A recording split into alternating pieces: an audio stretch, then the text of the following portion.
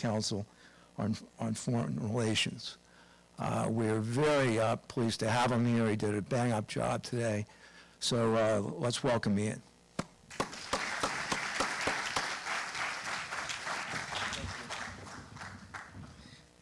Thanks very much. It's a pleasure to be here, and thank you for the invitation. Thanks to the school. Thanks to Greg and Jay for inviting me.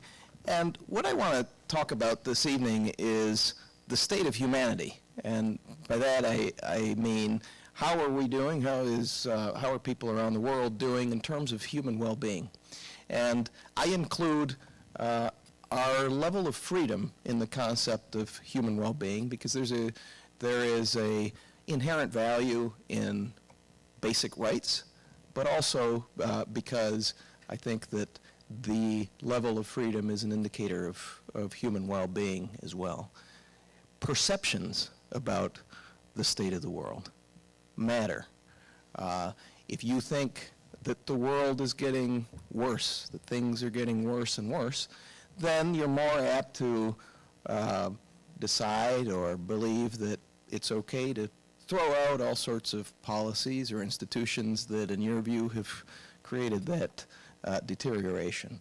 And maybe that's a mistake. Maybe those are precisely the policies that have actually made things work well. And I bring this up because I believe that certainly in the past 15 or so years, there has been a big threat to liberty in the form of different kinds of illiberalism, authoritarianisms and populisms of different stripes, in rich countries and poor countries, in democracies and non-democracies alike. And I think that there can be no doubt that that in China there's been a big rollback under President Xi Jinping of both personal and economic freedoms. China, for many years, saw an increase in economic freedoms that really led to higher rates of growth for many years. And under the leadership of Xi Jinping, they've been rolling that back in favor of different kinds of nationalist policies in economics and crackdowns on free thinking and so on. In Europe, there are a number of populist leaders that are also representing a challenge to liberal democracy. This is a picture of a leader of a left-wing populist party in Spain that unabashedly shows its support and alliance with the ideas of the socialist Chavez regime, the dictatorship in Venezuela, and the Maduro regime today. This is a party that has been and continues to be in the governing coalition of Spain and is helping to push that country further and further to the left. I don't think there's any doubt that in the United States, both parties have seen a push towards populism in both directions in a way that has changed both parties from what they were just 10 years ago. And of course, the kind of authoritarianism that President Putin represents, I think, can't go by any other name than pure fascism. There he has really exerted control over the lives of individuals in the economic sphere and the personal sphere, and he has tried to export that model, or at the very least undermine liberal democracy in countries around the world, but most especially around Russia and in Western Europe. One of the ways that he has done so is by supporting populist parties on the right in Europe across a number of countries. This is a picture of Marine Le Pen in France, who is from the far-right party, who got a large portion of the vote during recent elections. So we have all of these guys, and whether they're authoritarian or not, they all rely on narratives that go something like this. Things haven't gone so well.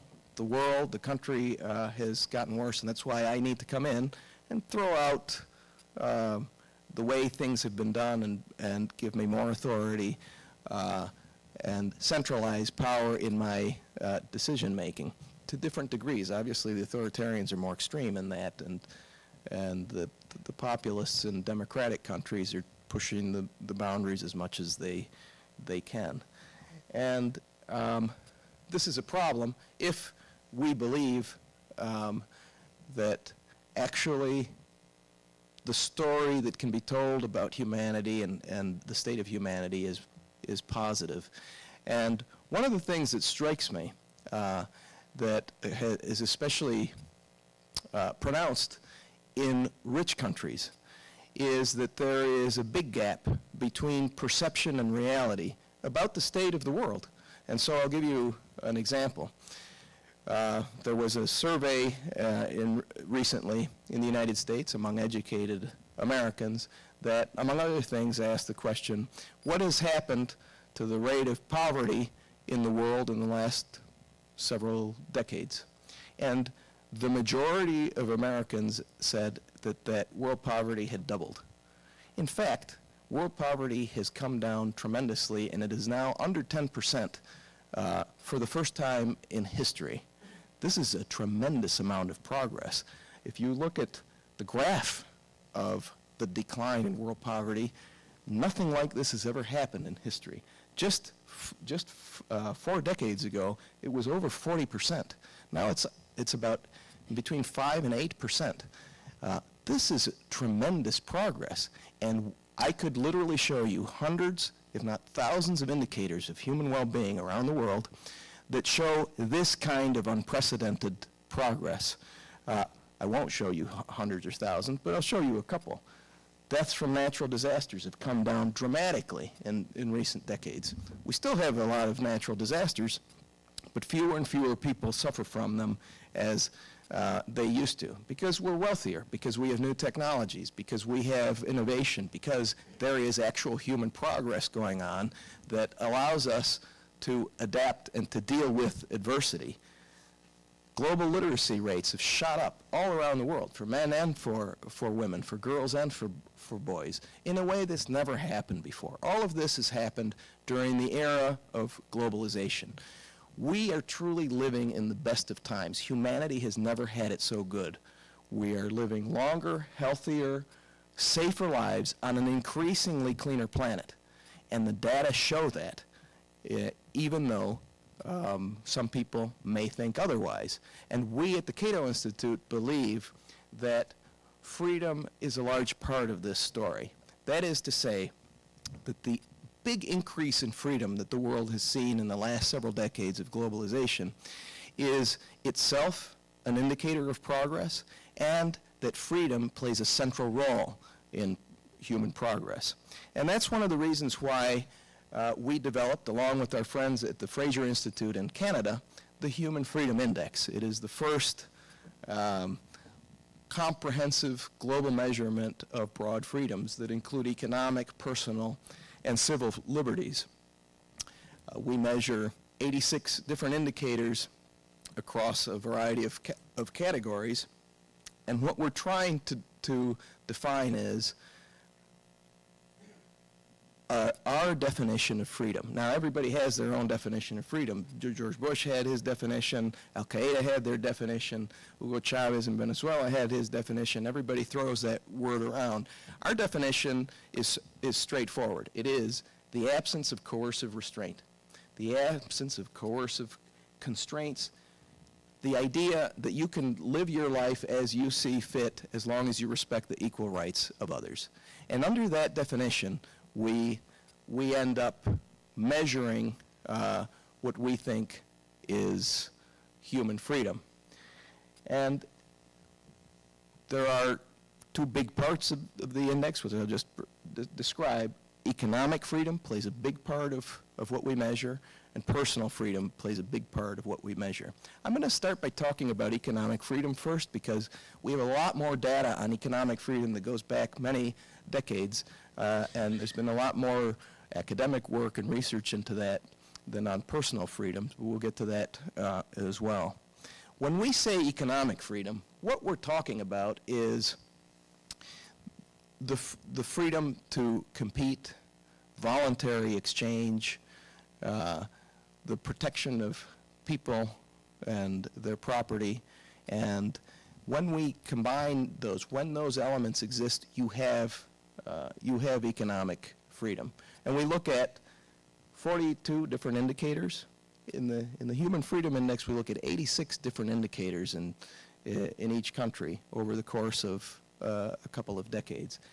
In terms of economic freedom, we look at 42 different indicators in these different areas, like the size of government, which is like the level of government spending and subsidies and so on. If the government is spending a lot of money, a big percentage of GDP, let's say, it means that those decisions, those economic decisions are being made by the political process and not by individual voluntary decisions in the marketplace. And that is a reduction in personal freedom. Legal system and property rights, which is a measure of a rule of law for economic matters. How much do countries respect contract law?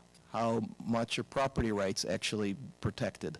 The extent to which courts are independent, and so on. Freedom to trade internationally. How open is an economy to foreign trade? And regulation of labor, credit, and business. So when we combine all of those indicators, we are able to rate a country based on their economic freedom, and we're able to produce an index on economic freedom, a rating system, and a ranking system. And this, for example, is an economic freedom ranking from that part of our index, and you can see selected countries and where they fall. There's the United States at number 5, and we'll talk about the United States a little bit in a little while. But it's not number 1, it's not number 2, and we'll talk about the rating, not just the ranking. Why does this matter? It matters because there's a strong relationship between economic freedom and prosperity. The countries that are more economically free are more prosperous. Here is the least free quartile in our index. That's a picture of a slum in Caracas, Venezuela, and that's the income from that quartile. As you move up to the middle quartiles, that's a picture of Jakarta. As you can see, it's in transition. You have modernity and you have some slums there that are moving up. The income goes up. And of course, in the freest economies, you have the highest levels of income. That's a picture of Hong Kong. Now, this actually didn't really surprise us. The economists from the time of Adam Smith have been saying that the more open an economy, the more prosperous.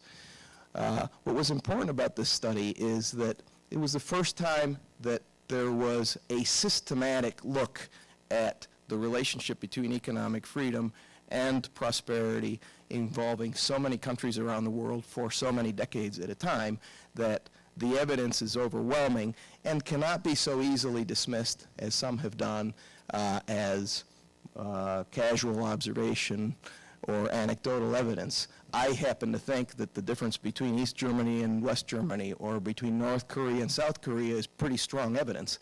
But this isn't just 2 or 3 or 4 countries, Hong Kong and China. This is 165 countries over the course of several decades, and you can't just dismiss that.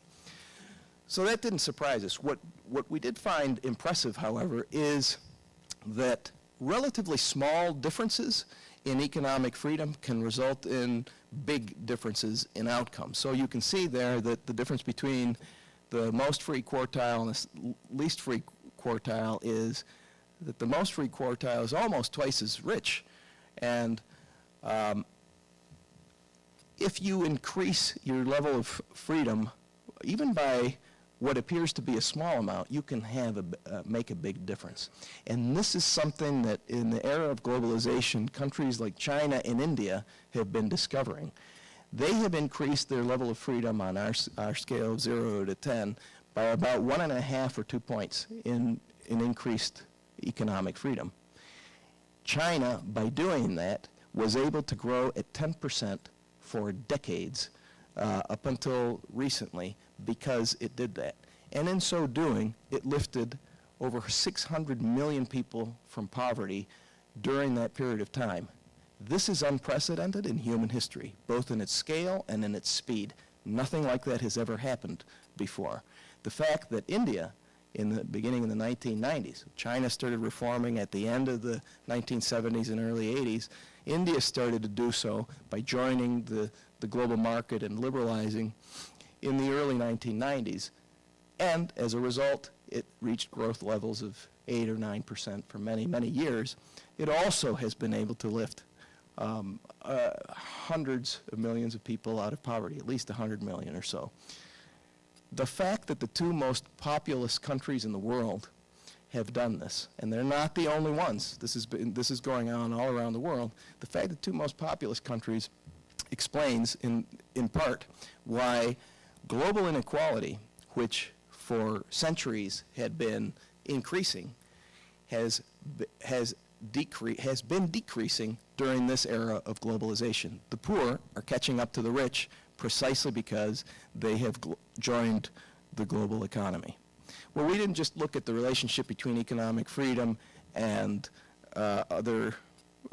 and just economic factors. We looked at all sorts of things. We can see that there's a strong relationship between economic freedom and lower poverty. Here you see the poverty rates in the most free countries are much lower.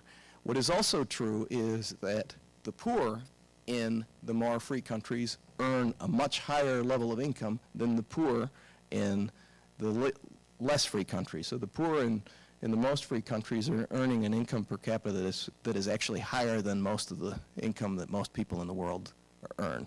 You can therefore conclude that economic freedom is unambiguously good for the poor. And I think that that's one of the conclusions of our work on economic freedom.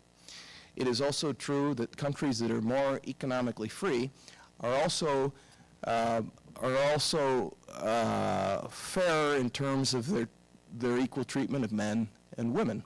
There is less of a gender disparity between men and women in countries that are economically free than in countries that are not. And so if you think about it, the World Bank started compiling, maybe about 7 or 8 years ago, started compiling data on how women are treated in all sorts of economic indicators. Can they sign contracts? Can they own property in the same way that men can? Can they do these kinds of jobs versus those kind of jobs? Are there other barriers for them to do this? Do they have to have permission to?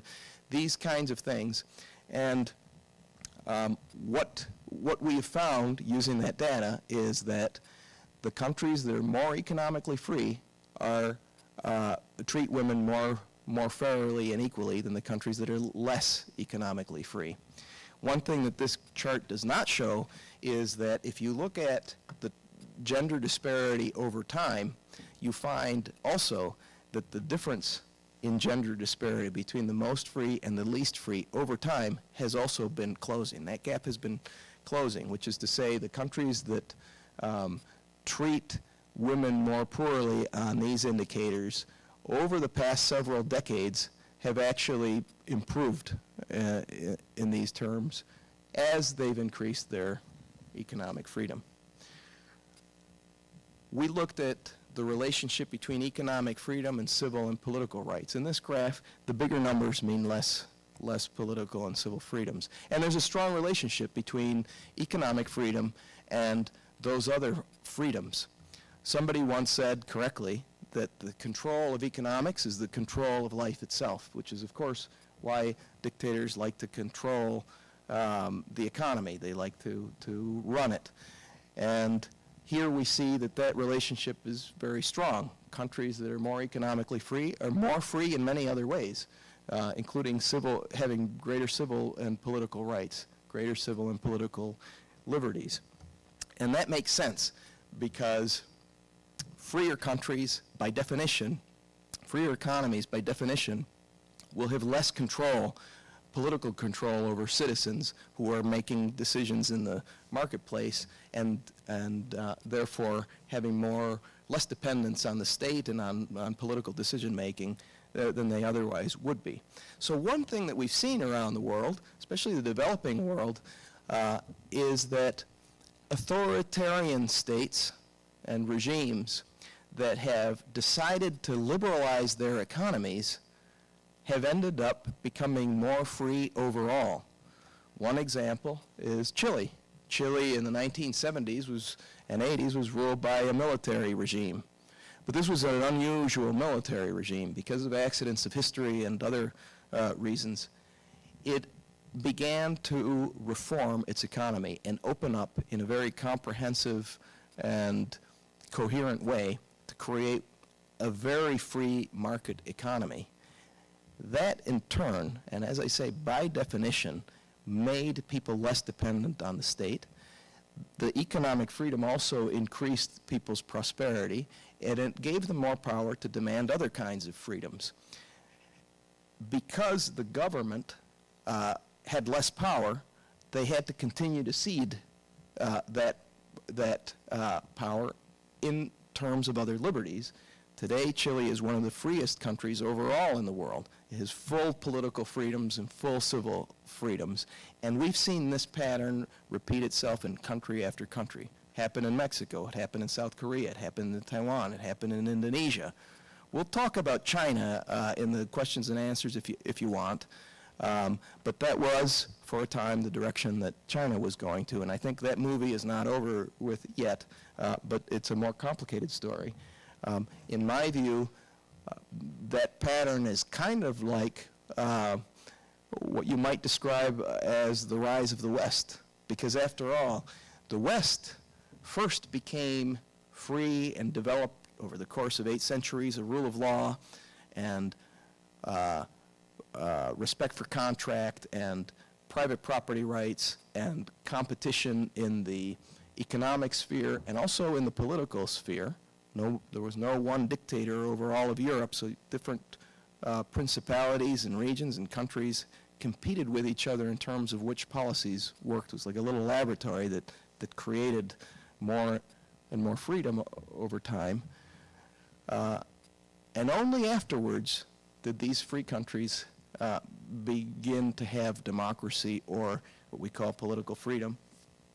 And so that pattern, roughly speaking, was really kind of first established in the West, and then it's been followed by so many developing countries to this day. But if this relationship holds, so does the opposite. And Latin America provides the opposite story as well, and that's Venezuela. Venezuela, for many decades, was the only democratic country other than Colombia, and it was the freest economy by far in Latin America. And so it was the successful free market economy and democracy in Latin America at a time when most of the countries were run by military dictatorships or authoritarianisms of different kinds. When people fled those regimes, they went to Venezuela. And then things began to change in the 1970s. And one of the reasons is because the elite in Venezuela believed in socialistic ideas. This was a rich country. They had a lot of oil wealth, and they decided to nationalize their oil in the middle of the 1970s and create a national oil monopoly, which concentrated wealth and more power into the state with the full support of the business elite and so on. And it was like manna from heaven. Everybody was living off of this oil wealth. But if you look at a graph of economic freedom of Venezuela over time, it looks something like this. Very high, very wealthy, and then beginning in the mid-70s, it starts to go down, it starts to go down. And this started to create all sorts of political and economic and social pathologies and corruption and dysfunction and economic crisis, to the point that the political system itself was discredited. It had allowed for the rise of a strongman like Hugo Chavez, who said, "This system is totally corrupt. I propose more socialism." Because he referred to that system as the capitalist system, when in fact all of the data was showing that it was not. And in my view, Hugo Chavez in Venezuela was a continuation of a pattern that was already happening, but he accelerated it. Well, what happened there, of course, was that he really eliminated economic freedoms almost completely, and that allowed him to establish a full-fledged dictatorship. In Venezuela, there's really no freedoms. It's one of the least free countries in the world, and that's a process that began by eliminating economic freedoms during a time of democracy. So those are the patterns to watch out for. Well, one of the things that we've done in terms of looking at human well-being indicators is to look at what has happened to them over time, also compared to rich countries. So I want to show you two graphs, two indicators. Again, I could show you hundreds of different indicators, but in this case we can just look at infant mortality rates and life expectancy and see what has happened over time. Here you can see the United States, which improved on both indicators. It started from a relatively good level and improved notably over time. But what has happened with the developing world?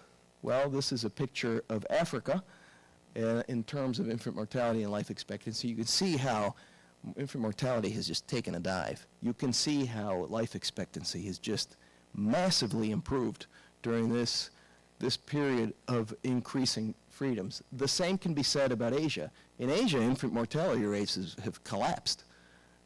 Life expectancy is shot up. Latin America is the same story. What is happening is this unprecedented improvement in human well-being over a relatively short period of time, and the gap in human well-being between the rich and the poor is closing fast. This is a tremendous amount of progress as well. If you look at the gap between the income gap around the world, we see that it's closing as well. So it's not just income that's closing, it's human well-being. But human well-being is closing at a faster rate. That gap is closing at a faster rate than is the gap in income. So what are these graphs also telling us? A lot of human progress is happening, certainly because there's been an increase in freedom. That, in turn, has increased people's wealth and their ability to have a higher standard of living. But these graphs also tell us something else. If you take a given income per capita over time, let's say $8,000 per capita. Today, $8,000 per capita will get you a lot more in terms of access to safe drinking water or life expectancy or you name it, than was the case 30 years ago. So that a country, even if it didn't increase its freedom, even if it didn't increase its income, is a higher standard of living today than was the case many decades ago. So you look around the world and you see progress going on virtually everywhere. Countries that have done very little to reform, countries that are relatively unfree, have also seen notable improvements in their standard of living. What's going on there? Well, I think that the free countries in the world are literally lifting up all of humanity, because those unfree countries are benefiting from all of the innovation and products of the free countries.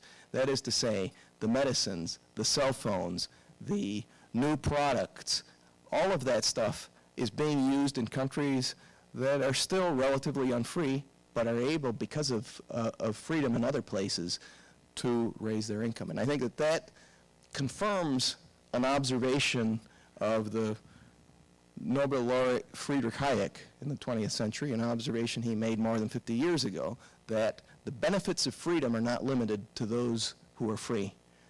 The unfree also benefit from freedom. And that's one of the reasons why it's so important to maintain high levels of freedom in the freest countries in the world.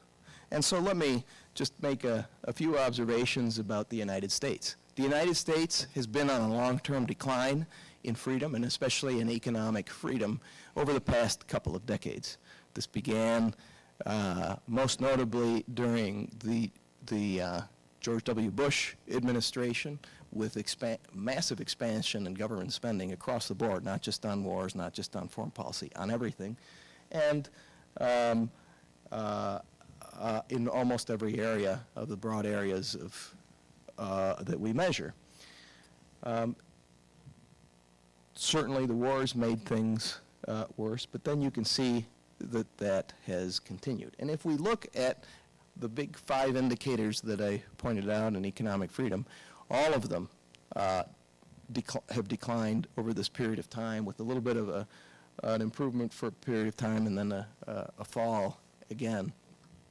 But the area that has seen the biggest decline, and this is worrying, is the rule of law indicator.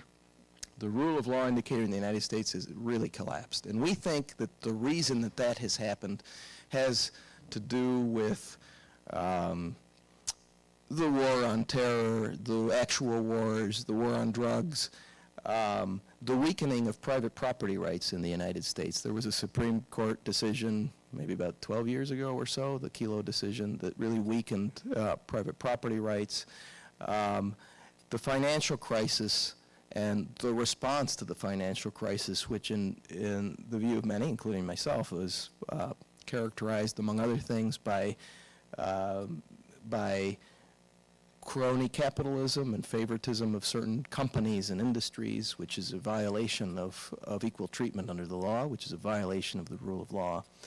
And those kinds of things are what we believe have pushed down the rule of law, which is bad for any society. When society sees that the rules of the game are not fair, or feels that they're not fair, then that opens the door to populists. And actually, if you look at Pew surveys by Gallup and by Pew Foundation, the confidence that Americans have in so many institutions in society over the past 20 years have come down. Congress, the media, businesses, the executive, the Supreme Court, all these institutions have seen a fall in trust. And so when a society sees a fall in trust in the rules of the game and in the institutions that mediate interactions and associations in society, when that goes down, I like to say that you're in Latin American territory, where you've got to sort of look for the strong man to put things in order because you can't trust the rules of the game. I think that for the United States, we're not used to being in that situation, and there are still relatively strong institutions, but they feel much weaker than they were 20 or even 10 years ago, and that opens the door to populist tendencies and so on. I think, we can talk about this later, but I think COVID didn't help either.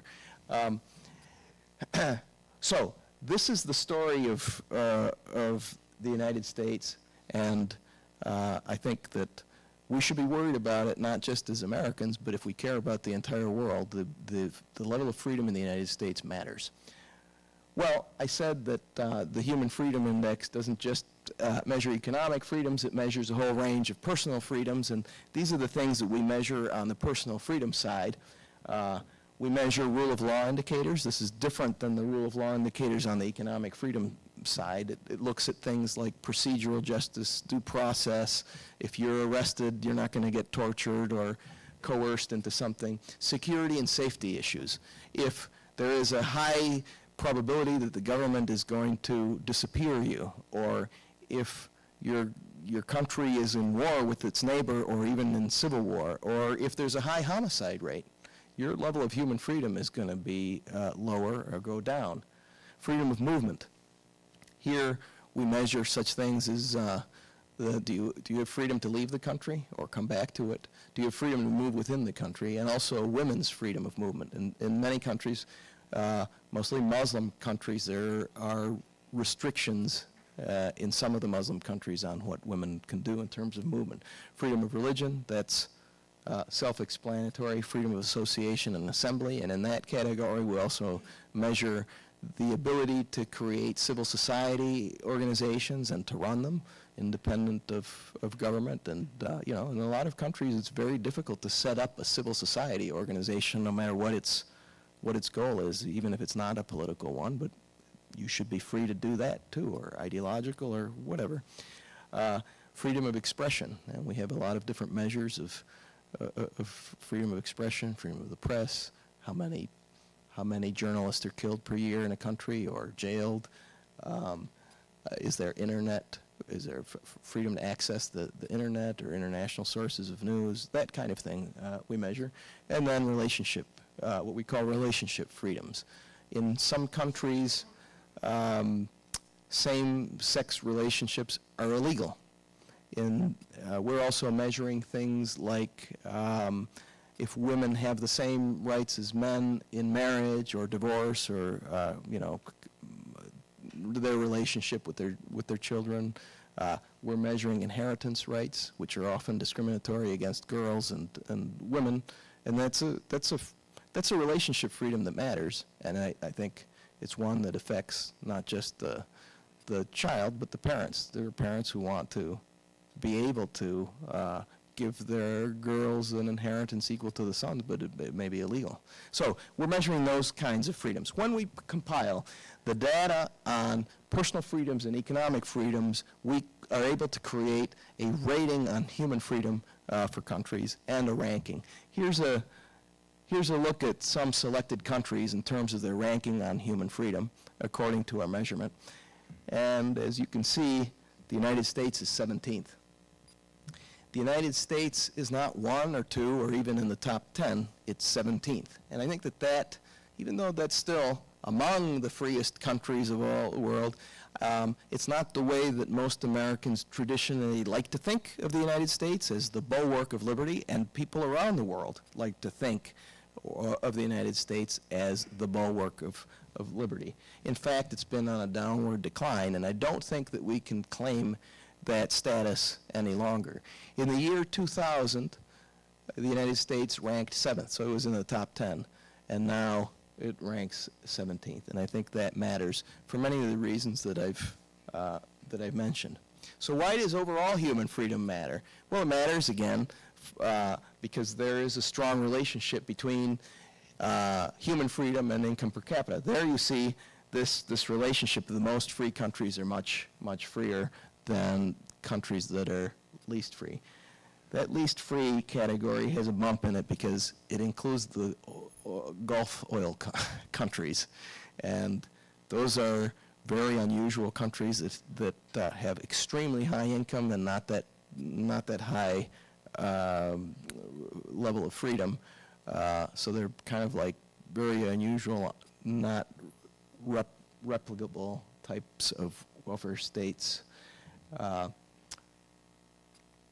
Again, there's a strong relationship between human freedom and life expectancy. Here, there's a difference of 14 years. You can literally say that human freedom is a matter of life and death. Access to clean water, a strong relationship there.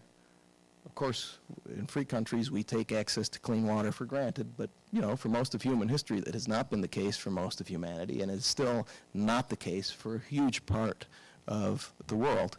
The big problem is a lack of freedom in the world. If I were to talk about inequality in the world, I would talk about the unequal distribution of freedom around the world, because that really at bottom is what helps to describe the big differences in standards of living around the world. One of the findings of our report is that there's a strong relationship between personal freedom and economic freedom. I talked about it a little bit before, but here you can see what that relationship is based on our own indicators. And I like to say that if you value living in a country with high levels of personal freedom, like freedom of expression and freedom of religion and freedom of association, that kind of thing, you better pick living in a country that has a relatively high level of economic freedom, because the two go hand in hand.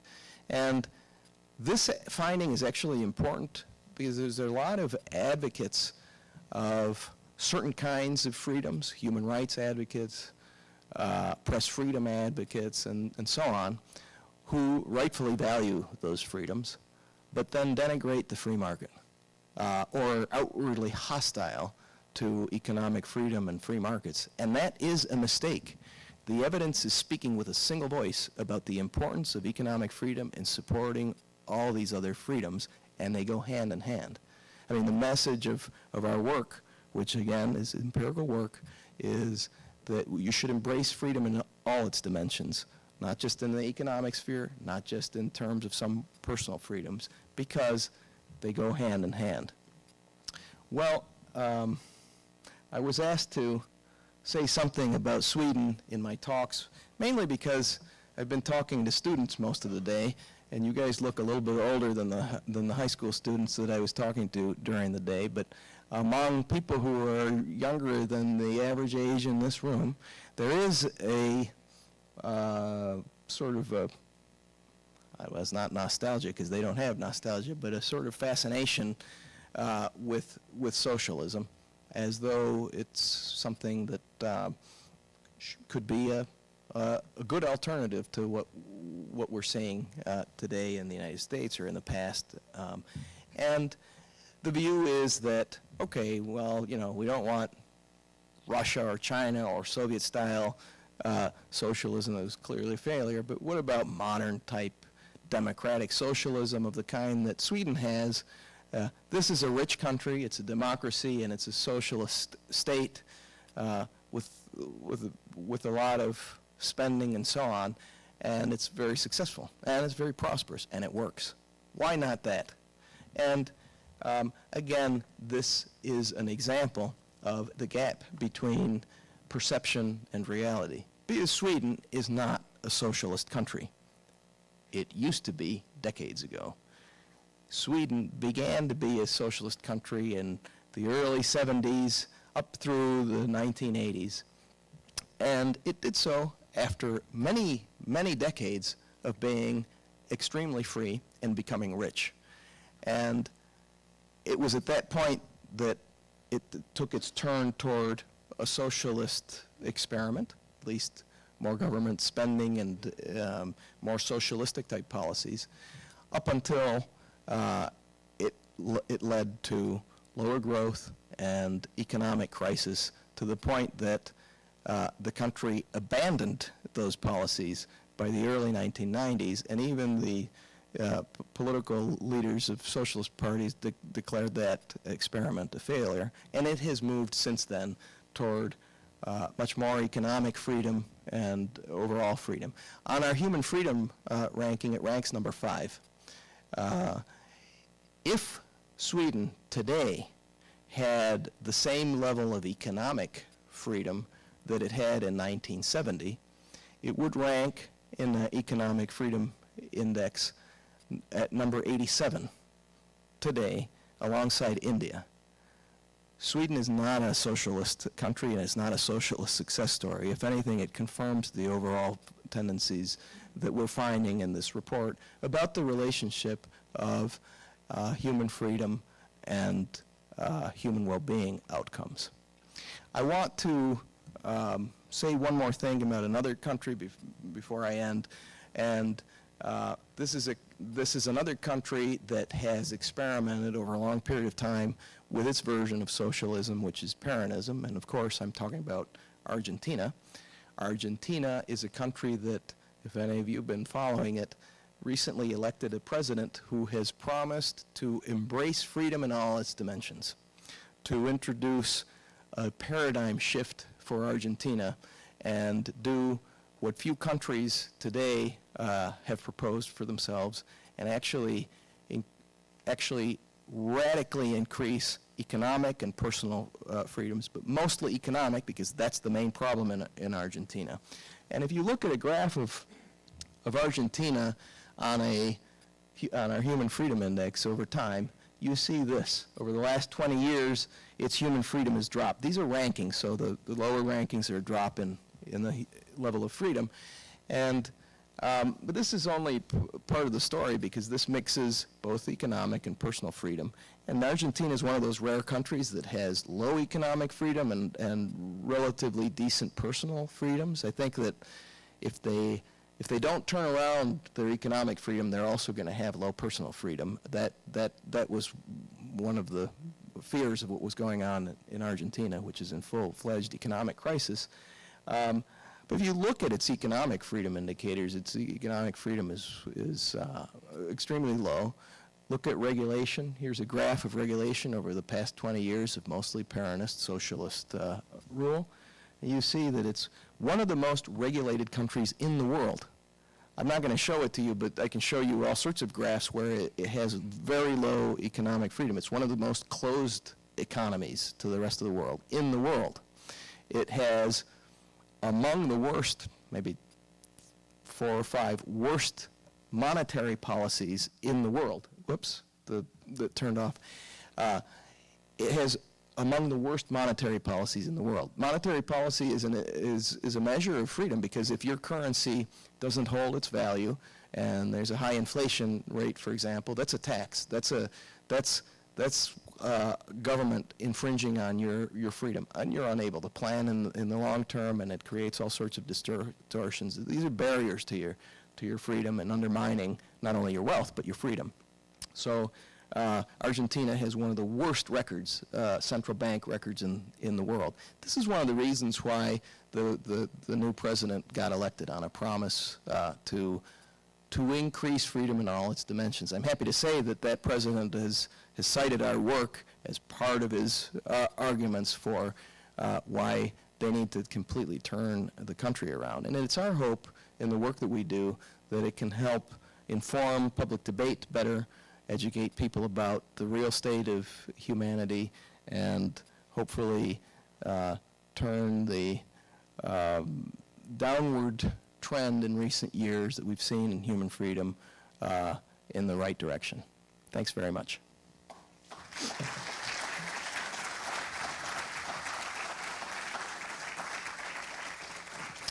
So I'm happy to take questions if there's time for questions. And it can be about this or things that I didn't talk about, or any topic that you wish. Yes, gentleman in the aisle.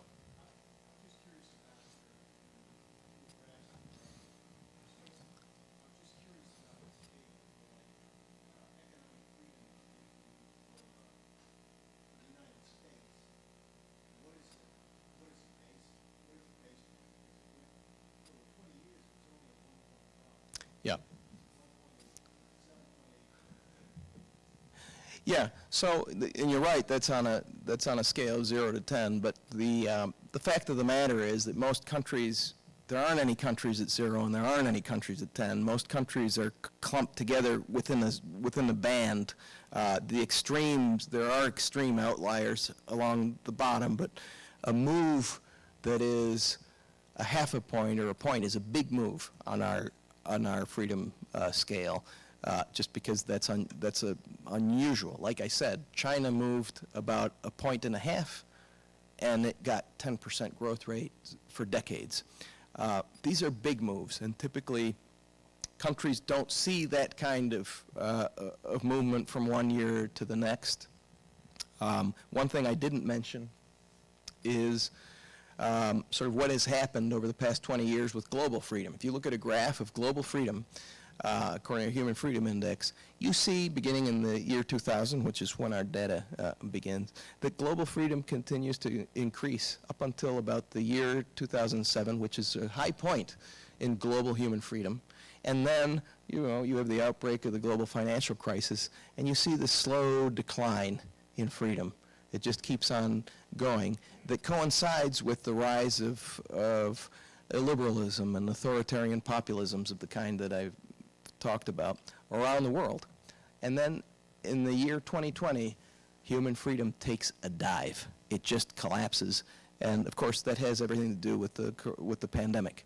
As we all recall, during that pandemic, trade came to a halt. Freedom of movement ended. In some countries, it was draconian. You couldn't even leave your house. There were infringements on freedom of association and freedom of assembly. There were big infringements on freedom of expression. And this happened in virtually every country in the world, and these were significant drops to the point that it affected, first of all, more than 90% of the world's population, and the drops were large in almost every category of freedom that we measured, and that's the reason it set back freedom more than 2 decades. All of those gains that happened were set back by more than 2 decades. So I say that the pandemic was a catastrophe for human freedom for a couple of reasons, just because of the scale of it, but also because there were excesses, real excesses, in addressing what was a public health problem in terms of reducing people's freedoms. Certainly the authoritarian regimes used the coronavirus pandemic as a pretext to crack down on the opposition, to limit protests against the government, to get done by force what it couldn't possibly have gotten done, or not very easily, without that kind of pretext or excuse.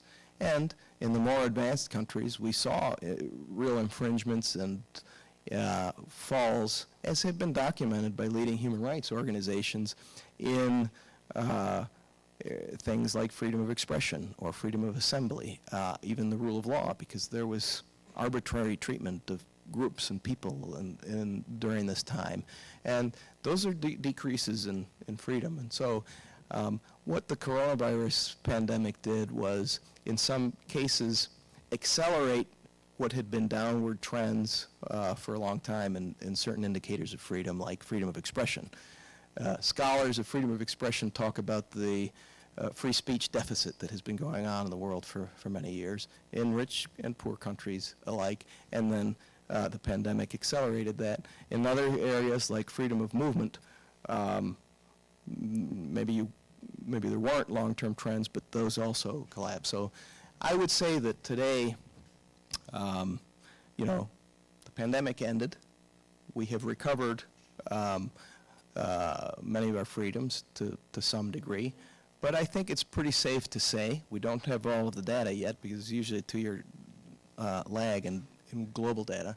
I think it's safe to say that we are not as free today as we were in January 2020. And that's important for all of the reasons that I mentioned. Yes?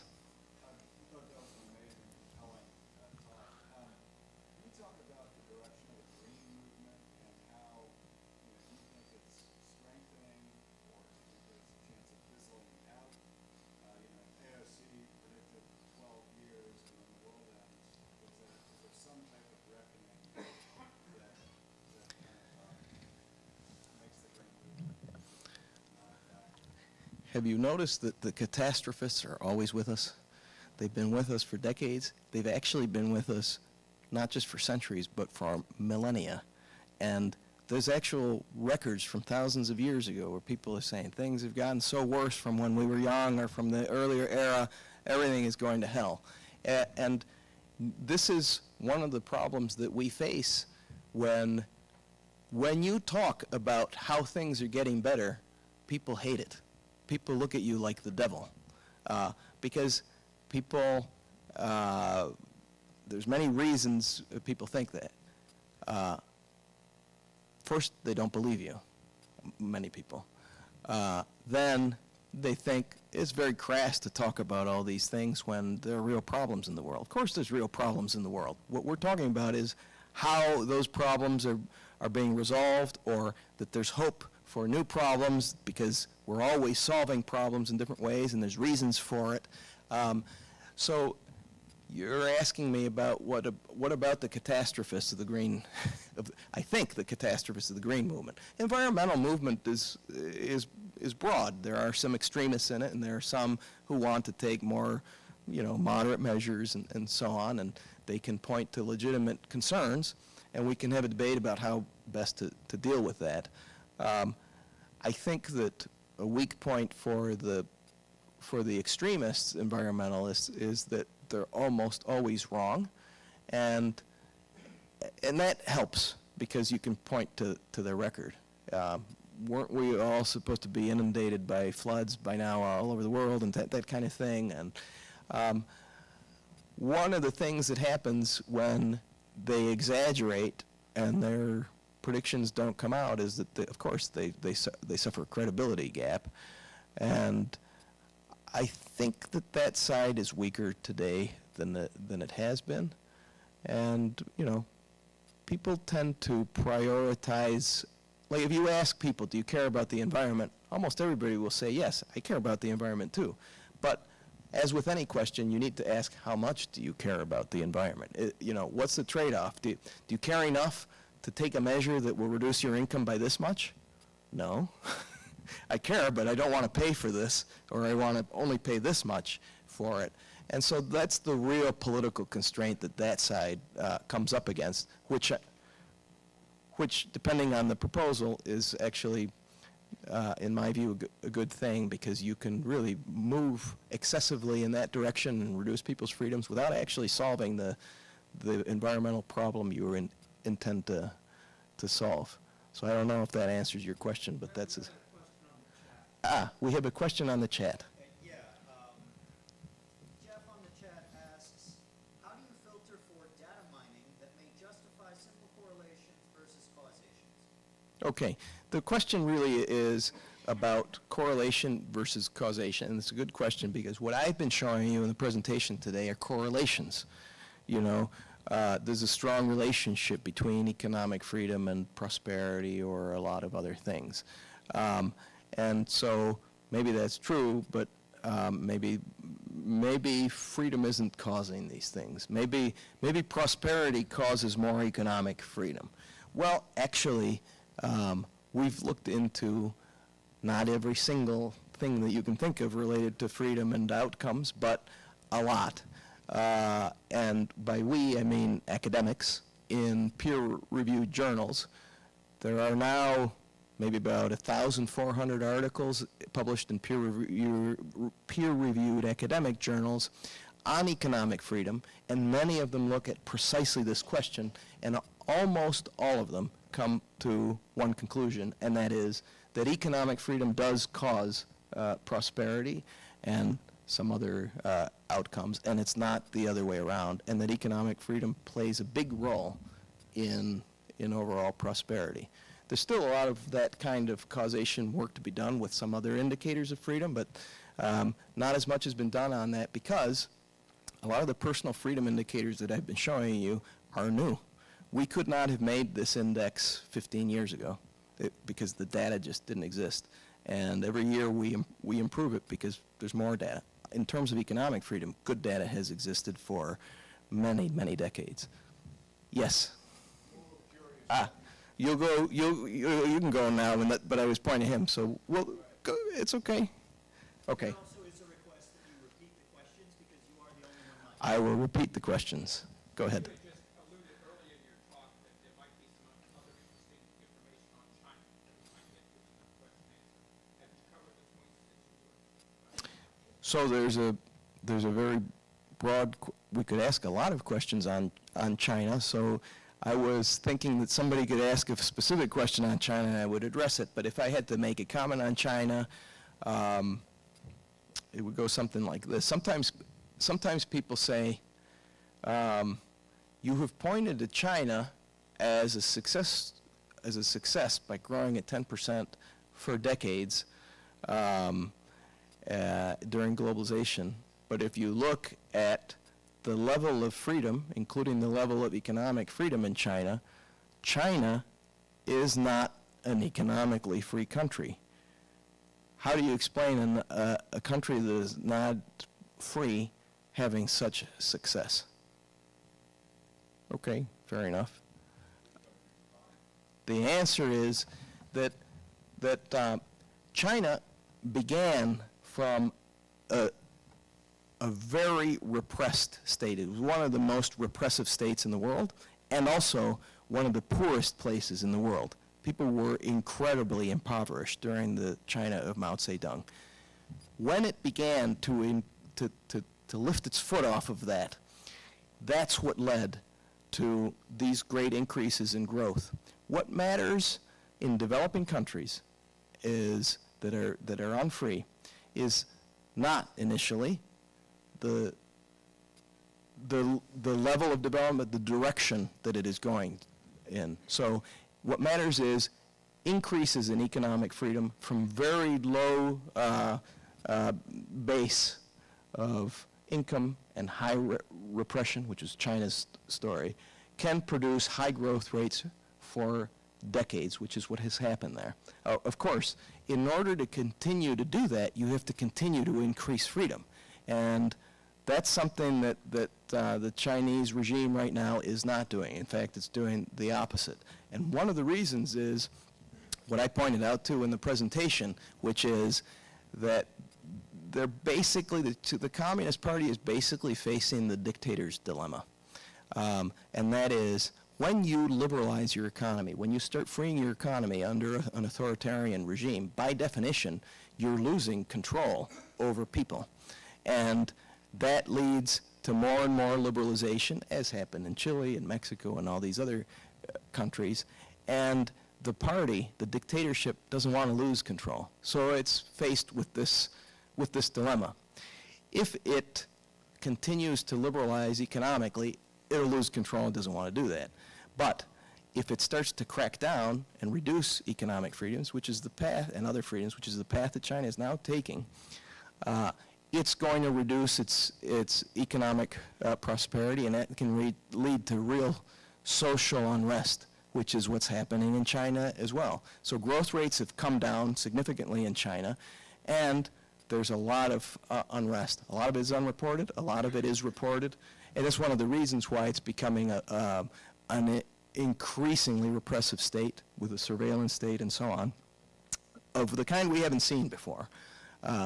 I think that this is a story that's still unfolding. I don't think that China is a governable country, and so I think it's premature to say that the experiment of liberalization leading to greater other freedoms in China is over with.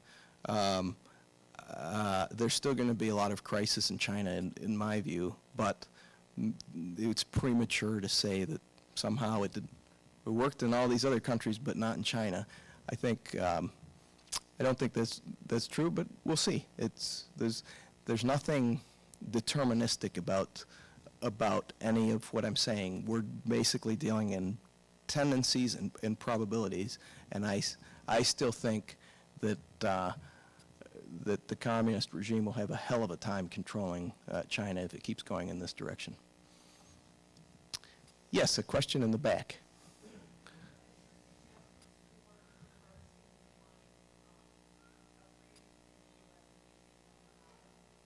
What are your suggestions about reversing the decline in freedom in the United States, and do I think that will happen?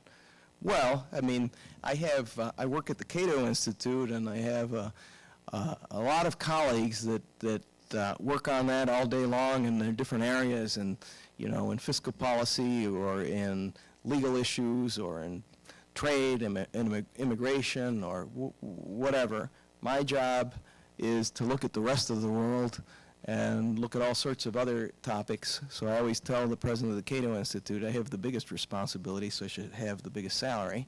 I don't think that was part of your question. The thing is, it could improve on a lot of areas. I think that government spending is way too high in the United States. The budget is a big problem. Basically rich countries, especially Western Europe and the United States, Western Europe is worse in this regard, but the United States is becoming more and more European, is that it is increasingly spending way beyond its means, and simply converting it into debt that'll be passed on to future generations, and which will definitely have to be paid off in some form, whether it's in much higher taxes or in inflation or in another way. It's going to create a crisis, and we're talking about explicit debt.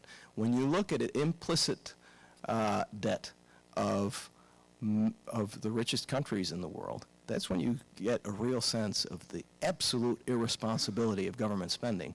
Implicit debts, which means promises that are unfunded, like Social Security, like Medicare, like all these promises that are easy for politicians to do today and maintain a certain standard of living, but that are essentially unpayable because there's no money behind that unless you inflate your way out of it or you increase taxes tremendously. Those can be 300 or 400% of GDP in countries, maybe 500% or more of GDP of countries. This is unbelievable. I don't see that there's any way out of a future type crisis. So fiscal policy is a big answer. We have to reduce spending, pay off the debt, and just reduce the burden of government spending. Deregulate a lot more. I believe in much more open trade. You know, since Trump, there's been much more protectionism, and the Biden administration hasn't changed that. This is a problem. We're still a relatively free trade country, but we could do much more, and we could increase our free trade relations with much more of the world. In virtually every area on the economic side, we could improve. On the personal freedom side, I think we can do better on freedom of speech. The First Amendment is very strong in the United States. This distinguishes the United States from most countries in the world, even European countries. In Europe, there are all sorts of laws regulating speech that would not be legal in the United States. There are explicit laws on hate speech and so on and so forth. In the United States, those kinds of things are more private sector determined, and that's fine. But if